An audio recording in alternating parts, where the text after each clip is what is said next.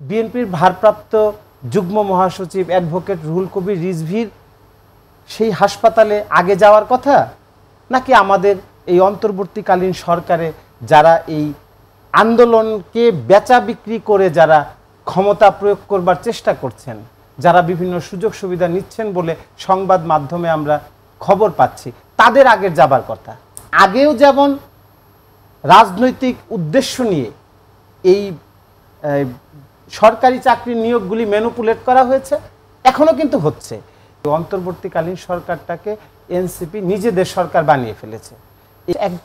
একান্তই তার নিজস্ব যে সংগ্রহ অর্জন, এটা নিঃসন্দেহে বাংলাদেশের মানুষের জন্য গর্বের, এবং আমরা এটা নিয়ে গৌরব বোধ করেছি, এখনো করি, এবং ভবিষ্যতেও যাতে বাংলাদেশের মানুষ আমাদের প্রধান উপদেষ্টাকে নিয়ে গৌরবান্বিত বোধ করে, এই জায়গাটা কিন্তু রেখে যেতে হবে। এখন এই জায়গাটাই রেখে যেতে হলে এসেন্স অফ পাওয়ার, এই জায়গাটা কিন্তু উনাকে দারুণভাবে ফাংশন করতে হবে। কিন্তু আমরা দেখছি কি যে রাষ্ট্র এবং ক্ষমতা এই দুইটাকে গুলিয়ে ফেলা হয়েছে এই 9.5 মাসে। এবং এইখানে আপনি খুব ভালোভাবে পর্যবেক্ষণ করে যদি দেখেন যে প্রথমত আইন শৃঙ্খলা একেবারেই নেই, ভেঙে পড়েছে।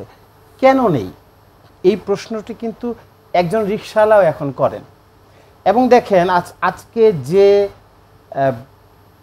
যে প্রবণতা বা যে স্যাক্রিফাইসের উপর ভর করে, যে চেতনার উপর ভর করে বাংলাদেশের মানুষ এই অন্তর্বর্তীকালীন সরকারকে মেনে নিয়েছিল, সেই 5ই আগস্ট এবং তার পূর্ববর্তী সময়ে যারা লড়াই সংগ্রাম করেছে, যারা রাস্তায় ছিল, তাদের জীবনের কোনো সংস্কার কি হয়েছে কিনা?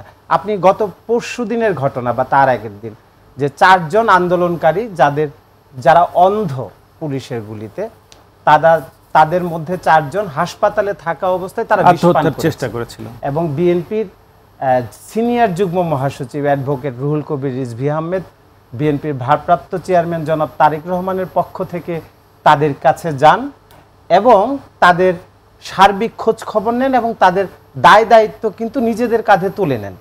এখন দেখেন, এই দায় দায়িত্ব কি আসলে বিএনপির ভারপ্রাপ্ত যুগ্ম মহাসচিব অ্যাডভোকেট রুহুল কবির রিজভীর সেই হাসপাতালে আগে যাওয়ার কথা, নাকি আমাদের এই অন্তর্বর্তীকালীন সরকারে যারা এই আন্দোলনকে বেচা বিক্রি করে যারা ক্ষমতা প্রয়োগ করবার চেষ্টা করছেন, যারা বিভিন্ন সুযোগ সুবিধা নিচ্ছেন বলে সংবাদ মাধ্যমে আমরা খবর পাচ্ছি, তাদের আগের যাবার কথা?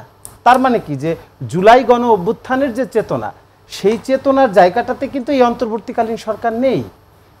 আপনি একটা জিনিস খুব ভালোভাবে আমরা কিন্তু বুঝতে পারবো যে স্টেট থিঙ্কিংয়ের লেভেল থেকে যখন আমরা ভাবতে চাই, তখন কিন্তু একটি বিষয় সুনিশ্চিত আমাদেরকে একটা বিষয়ের উপরে কিন্তু নির্ভর করতে হয়, সেটা হচ্ছে এসেন্স অফ পাওয়ারটা কখন তৈরি হবে রাষ্ট্রে।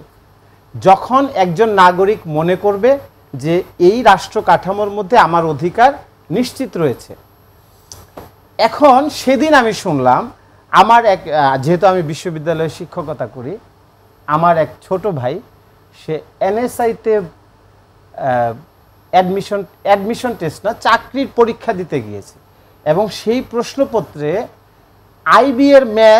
আইবিএতে যে ম্যাথমেটিক্স করানো হয়, সেই ম্যাথ এই এনএসআইয়ের নিয়োগ পরীক্ষাতে সেই ম্যাথমেটিক্স দেওয়া হয়েছে।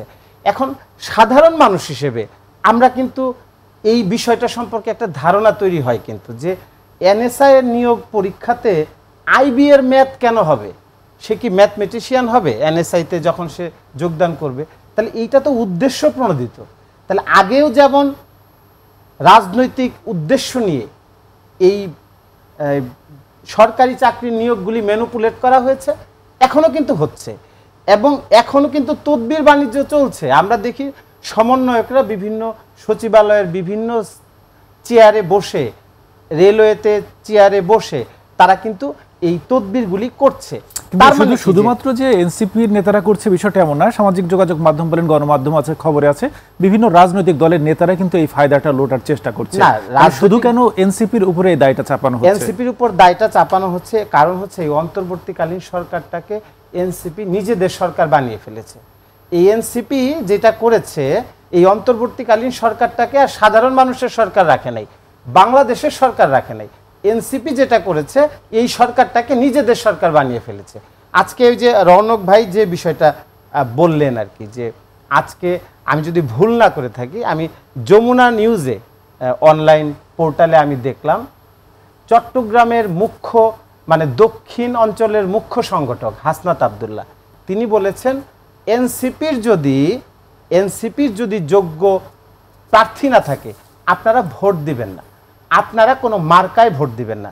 আমার একটি প্রশ্ন তাদের কাছে যারা যে এই কথাটি বলেছেন, যে আচ্ছা মার্কা ছাড়া কি বাংলাদেশে ভোট হয়? কোনো ব্যক্তির নামে কি ভোট হয় কখনো? তাহলে আমি যদি ভুল না করে থাকি, এটা কিসের আলামত?